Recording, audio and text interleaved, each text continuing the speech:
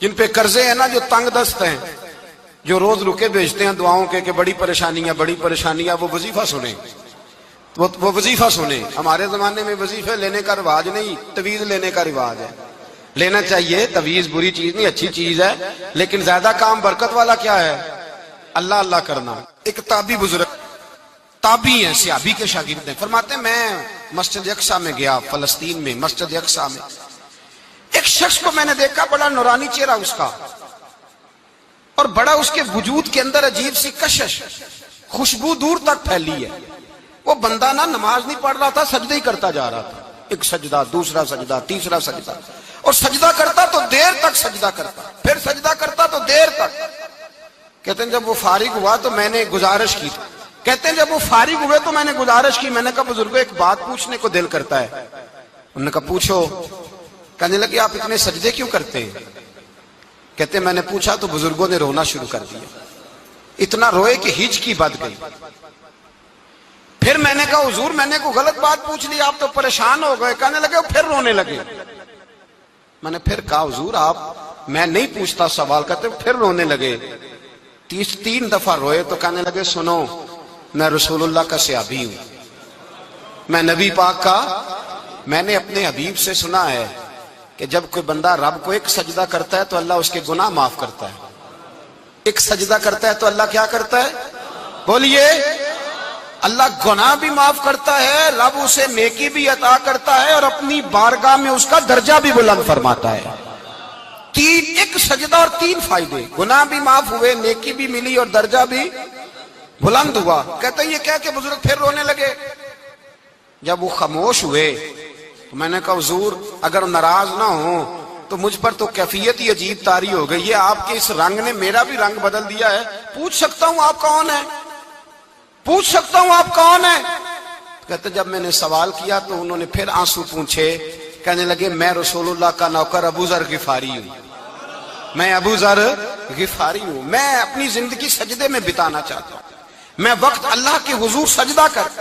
ہمارے ہاں میں نے اس دن بھی کہا تھا، ہمارے ہاں لوگوں نے بہانہ بنا لیا ہے حضور بخشوا دیں گے، محفل نعت 6 گھنٹے کی، نماز 5 منٹ کی، حضور بخشوا دیں گے۔ سنو نا جنہیں حضور بخشوا رہے ہیں، حضور انہیں بتا کیا رہے ہیں؟ حضور انہیں بتا کیا رہے ہیں؟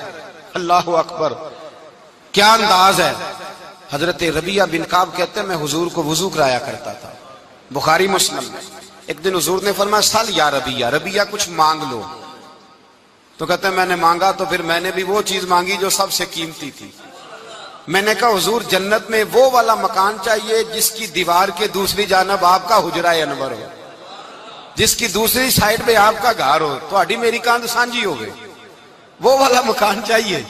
تو نبی پاک نے فرمایا جا تجھے دیا، جا تجھے، بولیے جا تجھے، کمال ہو گئی، جا تجھے دیا۔ کون دیتا ہے؟ دینے کو منہ چاہیے، دینے والا ہے سچا ہمارا، میں جا تجھے دیا۔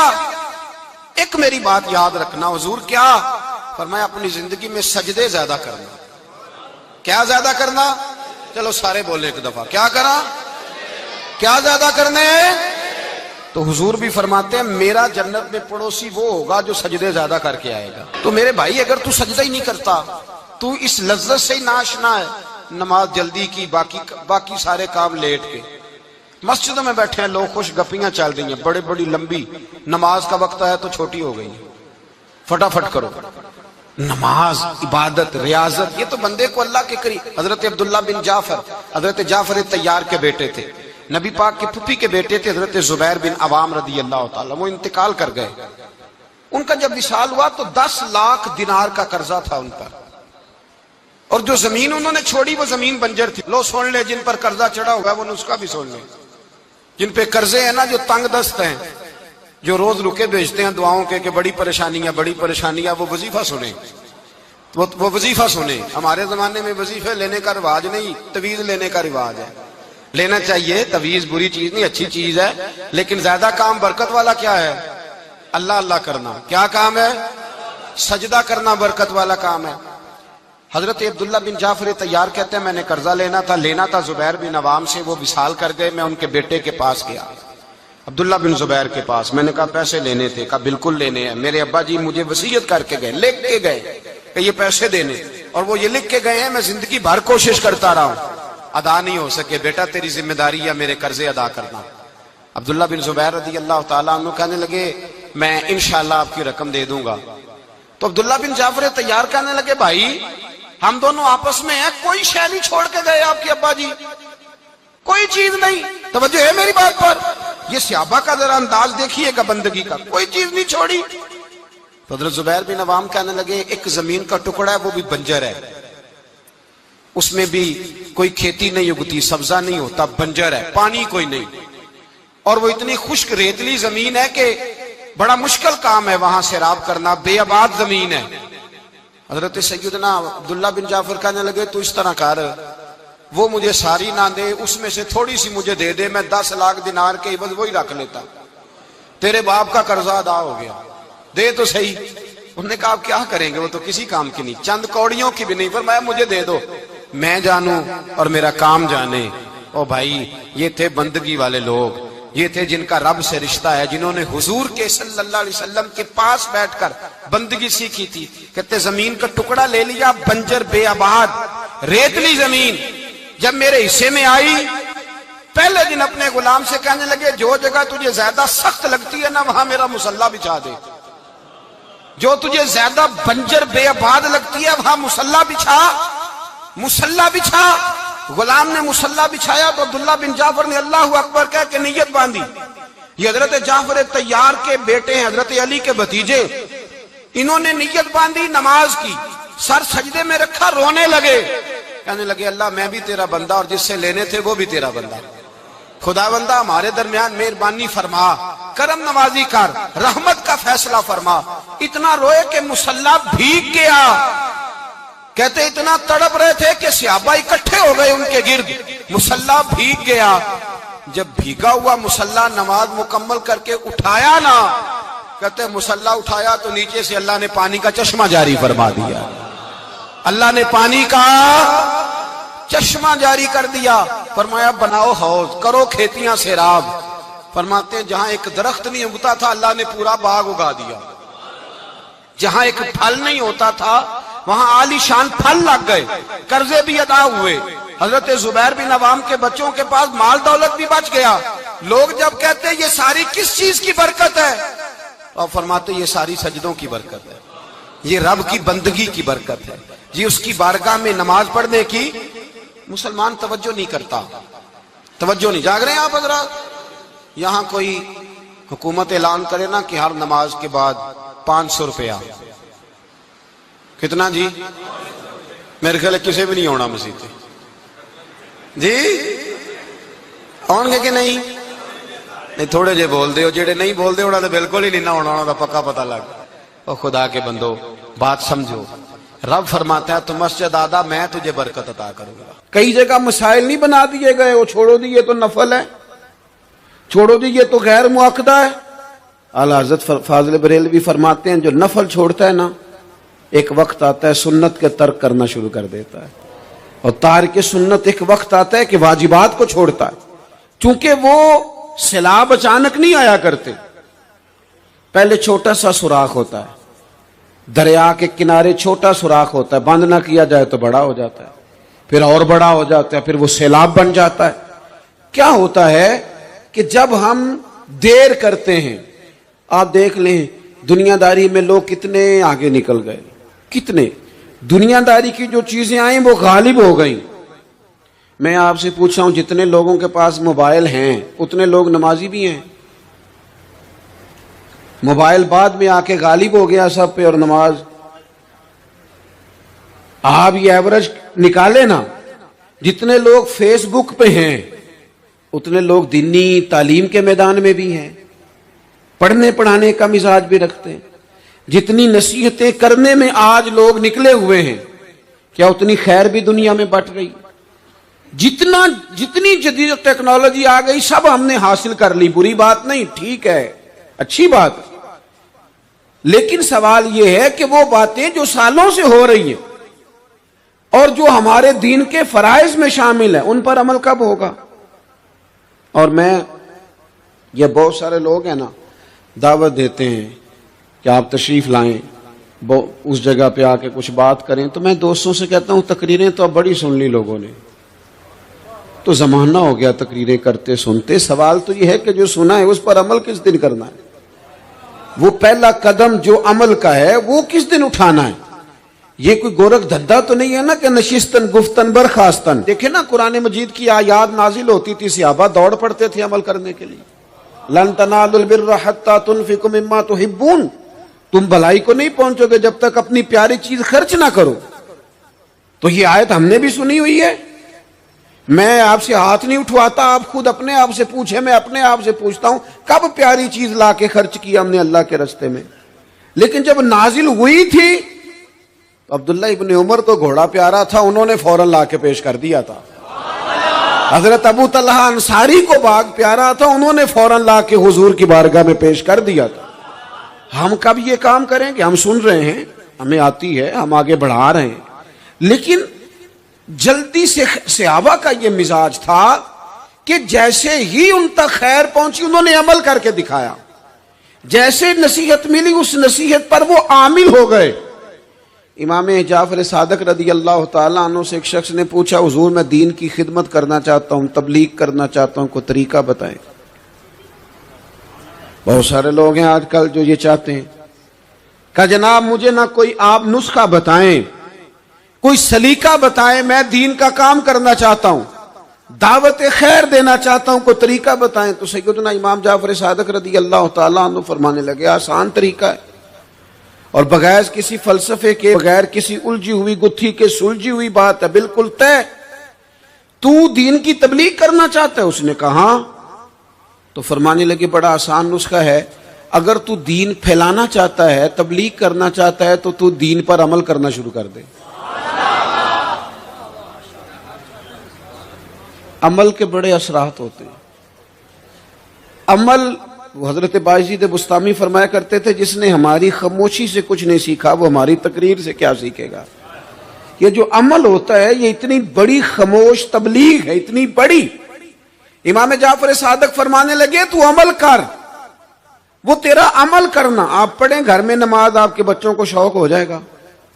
آپ کھولیں گھر میں قرآن مجید، آپ کے بچوں کا دل لگ جائے گا.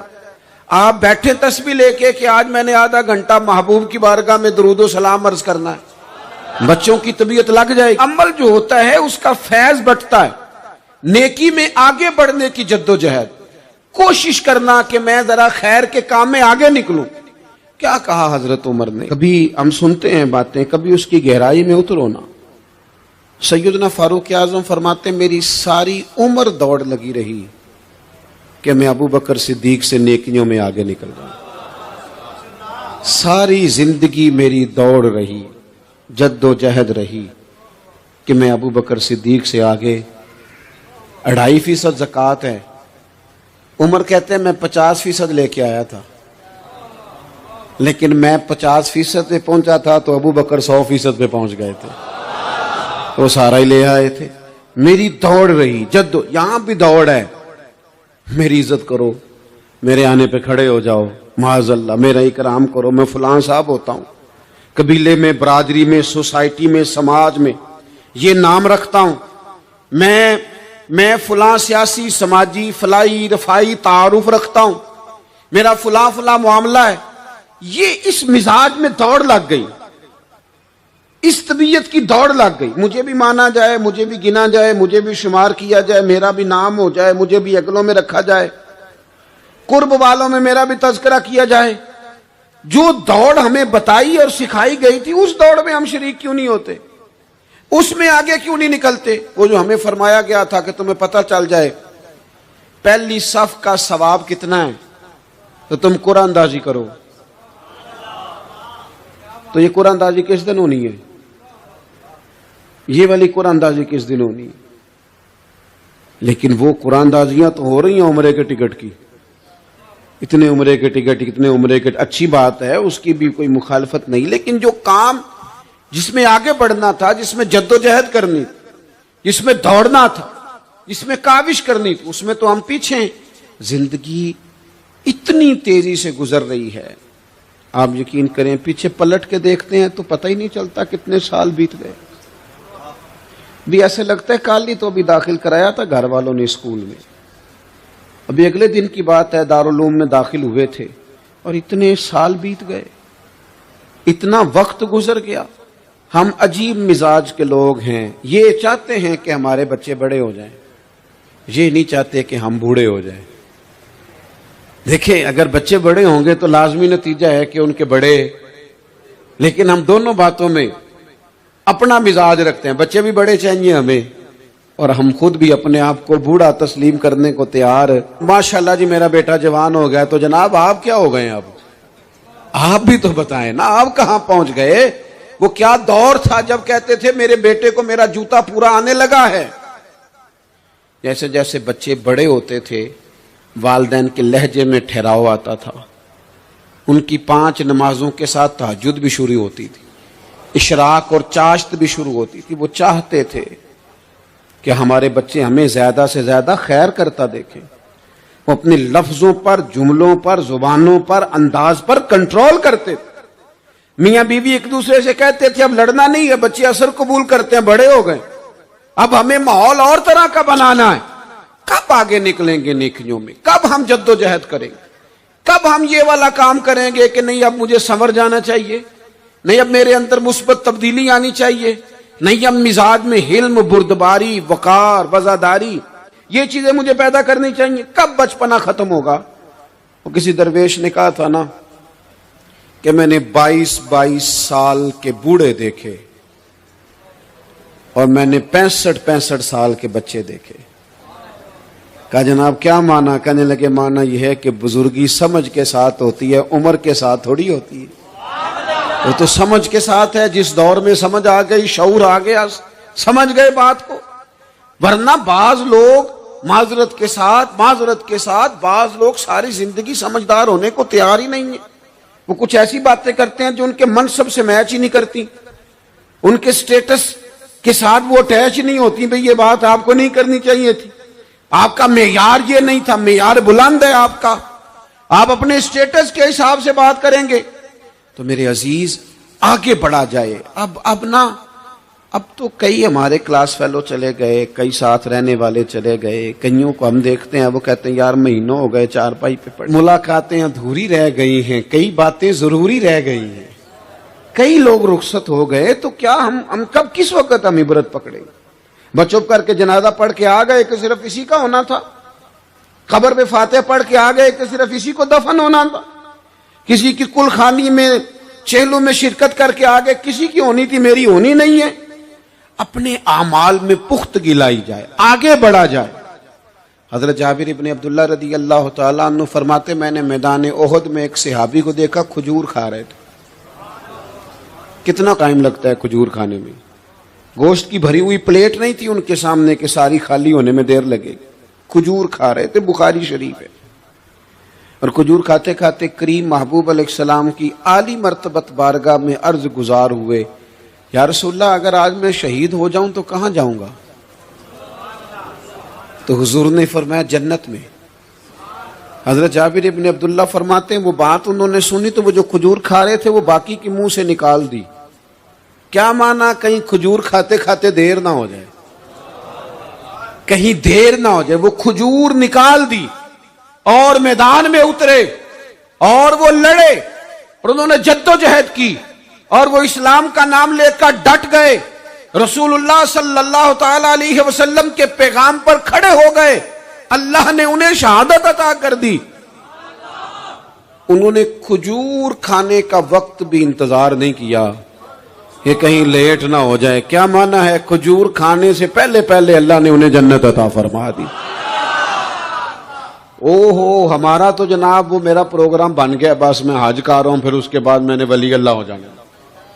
بھائی یہ بچوں کی شادی ہو جائے، تھوڑے سے کام ہے، میں پھر مسجد میں ہی ہوں۔ بھائی دلی تو بڑی دور ہے، دلی دور است۔